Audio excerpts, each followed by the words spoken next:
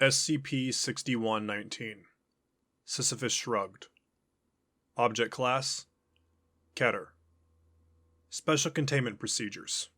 Containment efforts for SCP-6119 are ongoing.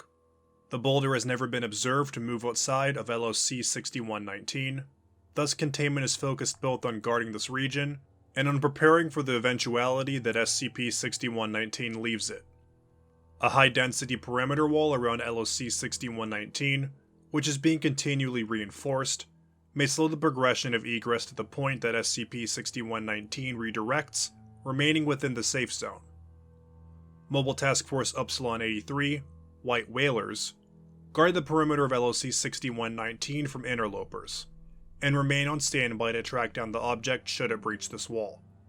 Containment specialists are to remain polite during conversations with SCP-6119. Description: SCP-6119 refers to an anomalous boulder with a diameter of roughly 5 meters. The momentum of SCP-6119 is anomalous. While the ball does not roll at a single constant speed, it accelerates, decelerates, and changes direction apparently at random without external impetus.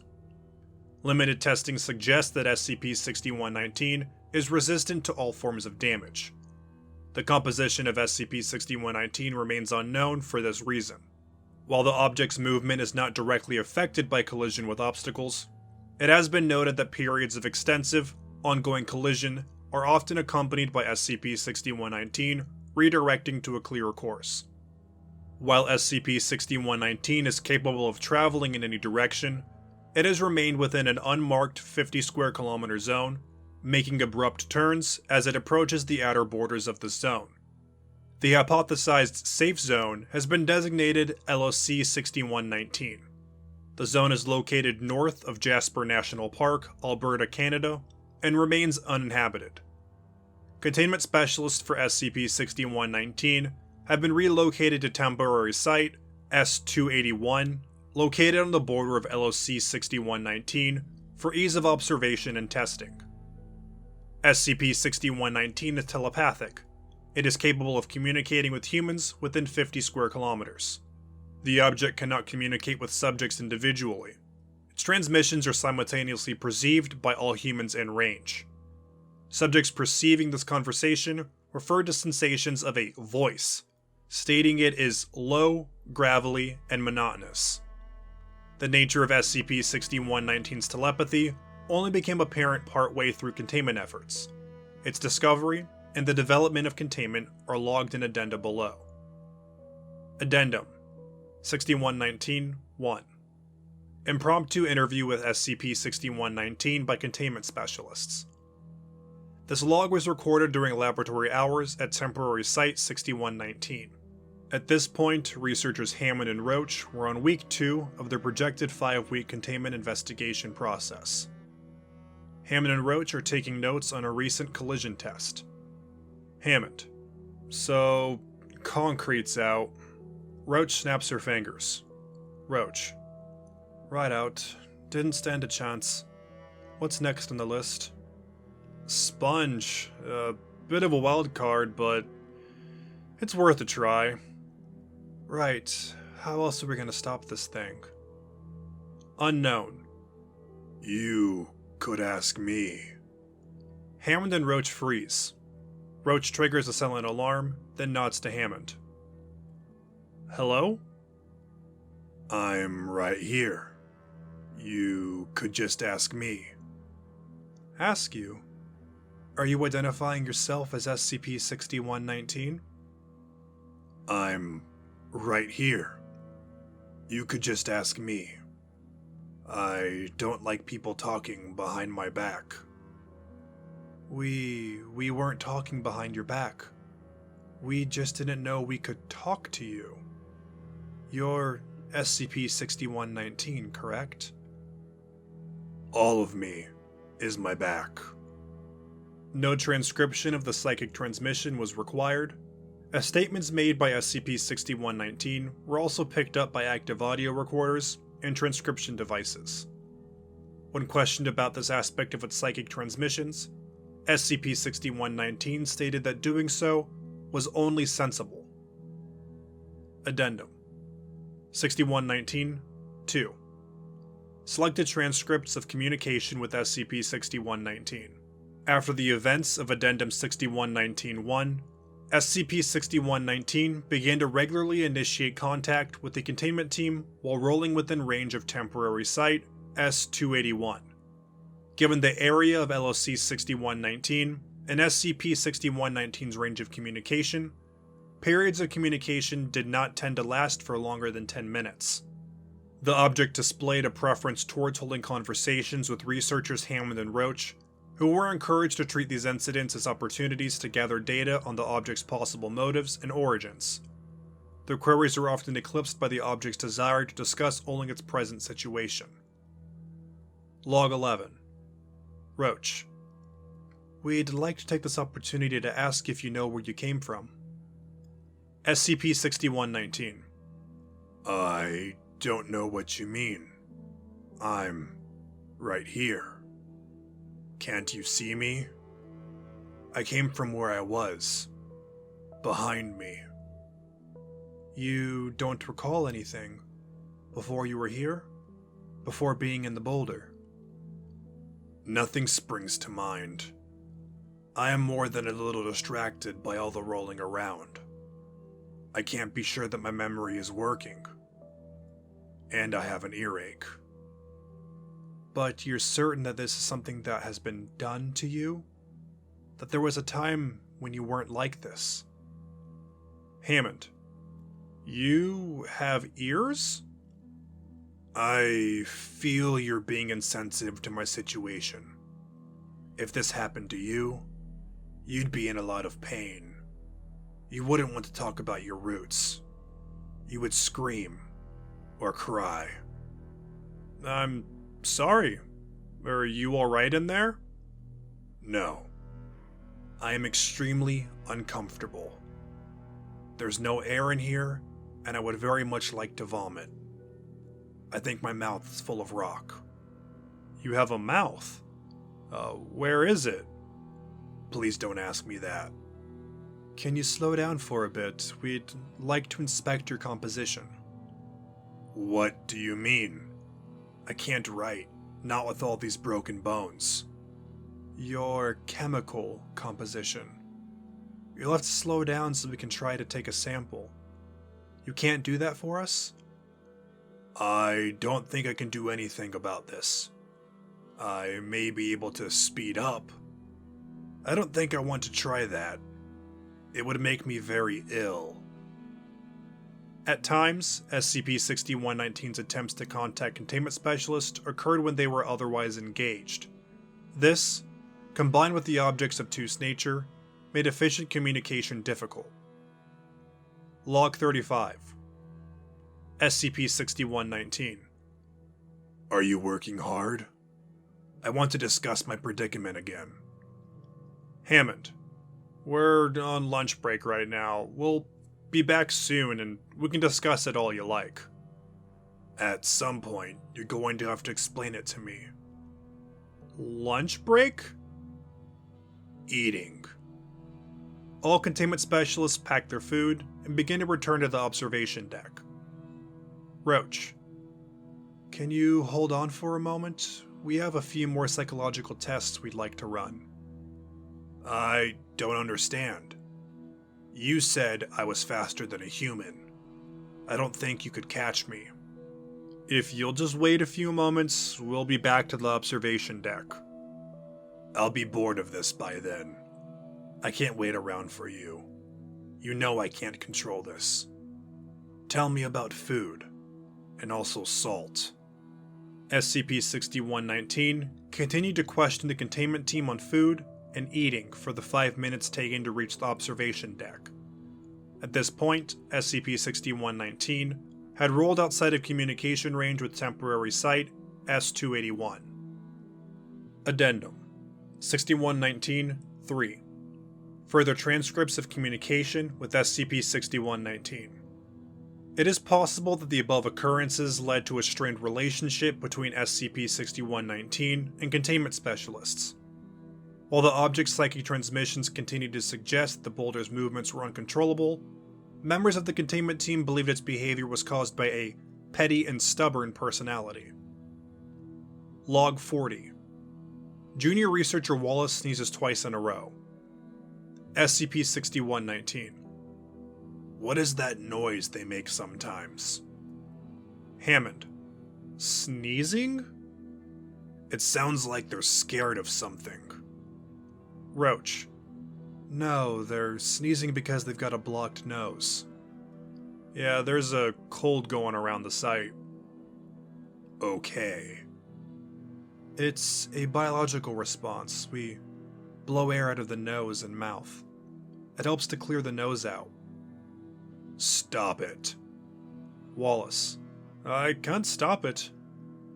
I don't believe you. I'm congested everywhere, and I've never sneezed. Achoo. You can't just say achoo. There's nothing like a sneeze. I'm not saying it. Achoo. This isn't helping.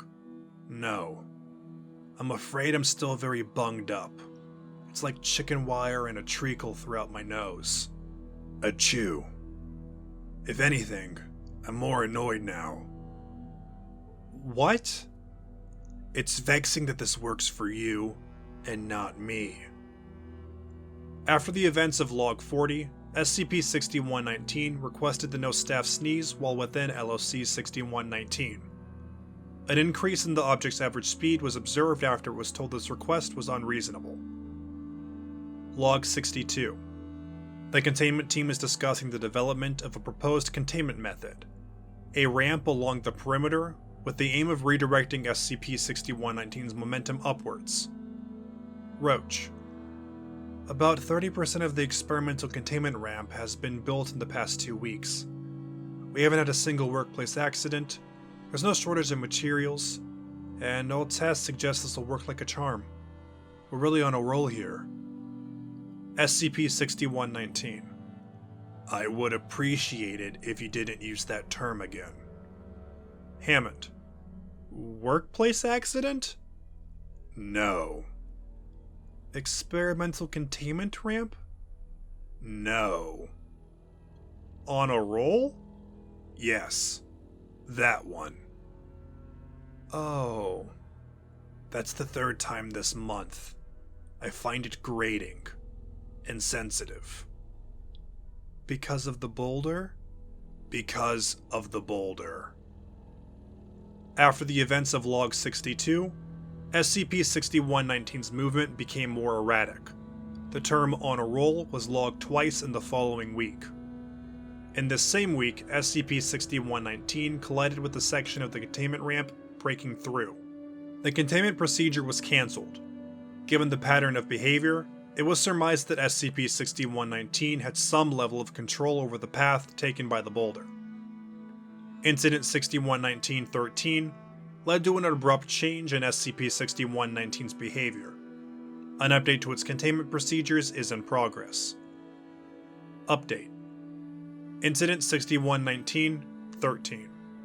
The containment team noted that, while the object refers to the boulder as itself, it also makes frequent references to anatomy that partially mirrors human biology. Given reports that SCP-6119 that it is trapped, it has been postulated that this voice does not belong to SCP-6119, but instead a telepathic entity that is contained within SCP-6119. An investigation into the contents of the object was initiated. A log of events is included below. The anomalous recess examination device was set up within LOC-6119, roughly in the path of SCP-6119. This was done with the aim of having SCP-6119 pass through the central aperture of the device, allowing a scan to be performed despite the object's high velocity. Containment specialists began to communicate with SCP-6119 to convince it to cooperate with this aim. Roche. Hey Rocky, can you see the giant metal thing way in the distance? Could you try to aim towards it for us? SCP-6119. I can't see anything. There's a boulder in the way. Hammond. Just keep going the way you're going, bud. That's not what you call me. Neither is Rocky. You can call me SCP-6119. If you go straight ahead, right through the device, we can try to scan for whatever's inside the boulder. It's you, right? Maybe we can help you get out. You don't like it in there, do you? I do hate it in here. There's no room to stretch and there isn't any salt either. Right. But I can't aim towards anything. I can't move the boulder. Who's to say I'd like the outside anyway? Maybe you'd be able to see, if we got you out. I might hate that too. Extraneous conversation is truncated. SCP-6119 continues to contemplate the consequences of completing an ARED scan for 5 minutes. And if that happens, my toes might start bleeding from the impact. I'm going to have to get us back on topic. You're nearly on the approach, but you're drifting a couple degrees off course. Can you turn slightly to the left? We covered this already, no? I am not in control here. You should move the machine. We can't, it's bolted down. Can you redirect slightly? Can you hear me? There's no steering wheel. I can't even blink. Communications are briefly interrupted as SCP-6119 passes through the side of the ARED, destroying it. I believe that was your fault. Hammond and Roach do not respond. SCP-6119 continues to affirm its belief as it rolls away from temporary site S-281. The containment team loses sight of the object through dense foliage. Well, on to the next plan then. 20 minutes later, SCP-6119 initiates psychic contact despite estimates of its location, placing it far outside its estimated range. I've just breached your perimeter, by the way. I've accelerated to 120 miles per hour, and I feel fine about it. I think I'll be speeding up again. Maybe I'll get motion sick then. You breached?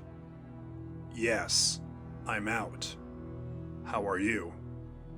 How did you get out? The wall crumbled when I hit it. I could feel the reverberations in my arms. It wasn't strong. You could have tried harder. That isn't very fair. You know we've been trying real hard. It was a really thick wall. Could you tell us where you're heading? I still can't see. Right, sorry. Any idea where you're facing? All of me is my face, because of the boulder. Mobile Task Force Upsilon 83 is dispatched to track down SCP-6119. After half an hour of travel, the task force locates the object. SCP-6119 was located roughly 10 minutes away from making contact with Scamver, a densely populated town 50 kilometers northwest of LOC-6119's perimeter. SCP-6119 had caused extreme damage to major roads and infrastructure on the way. In addition, the boulder had passed through a popular camping ground. Survivors are amnesticized, and a cover story of multiple bear attacks was provided. After Mobile Task Force Upsilon 83's attempt to stop SCP-6119 by force failed, it was decided that researchers Hammond and Roach would initiate contact with the object. Hammond. 6119, please respond. It's really important that we get in contact with you. SCP-6119. Are you going to stop talking soon? I'd prefer that. Roche. Right, we've found you in Scamver. You've done a lot of damage. Could you turn back? Please? The ground here is very bumpy. Am I back in the foothills? No, you're in a shopping mall. Ah, stumbling over tables and stalls? No. SCP-6119 accelerates, abruptly exiting the mall. Mobile Task Force Upsilon 83 loses sight of the object and return to tracking it, but are delayed by the obstacles left in the wake of SCP-6119's passage. SCP-6119's path through Scamver was exceptionally non-linear, even when compared with its typical erratic movements. The object collided with most of the town's statues, sculptures, and mountains, flattened 80% of the roadsides in the center of town, and destroyed the town's time capsule. The damage done to the town's infrastructure was extensive. Major gas pipes had been disrupted, and 23 buildings, including Scamver Town Hall, had been damaged to the point of collapse. It is estimated that SCP-6119 was responsible for at least 200 deaths. Numerous attempts were made to contact the object while in range. However, SCP-6119 only initiated communication after 20 minutes. SCP-6119. I've stopped now. Hammond. What? I've stopped moving. Roche. By choice? I thought you weren't in control. No. I didn't choose to stop. I can't get a grip. I'm just spinning. You can't move? I can spin. I can't go forwards. This is much more annoying. Why? There's water. Proposed documentation update. Special containment procedures. The town of Scamver, Alberta is to be fully evacuated, its population amnesticized, and its existence expunged from public record. A perimeter wall is to be constructed, creating a 50 square kilometer zone around the former site of Scamver. Containment specialists trained in conversational arts are to remain on site at the newly defined region of LOC 6119 and must make polite, sympathetic conversations with SCP-6119 whenever required. Scamver's public pool is to remain filled with water, and its tiling is to be reinforced as soon as possible.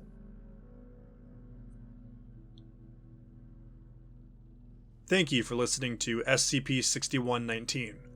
If you enjoyed this SCP, please follow the link in the description of the SCP Wiki and vote it up to support it and the SCP Wiki as a whole. Also, if you have any SCPs you'd like for me to do, please leave a comment below and I'll see what I can do.